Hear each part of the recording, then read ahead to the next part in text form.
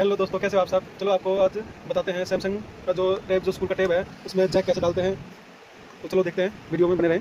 तो सबसे पहले हम इस टैब को ओपन कर लेते हैं ओपन की सहायता से। ये इसका जैक है का एरिया है, इसको हम खोलेंगे।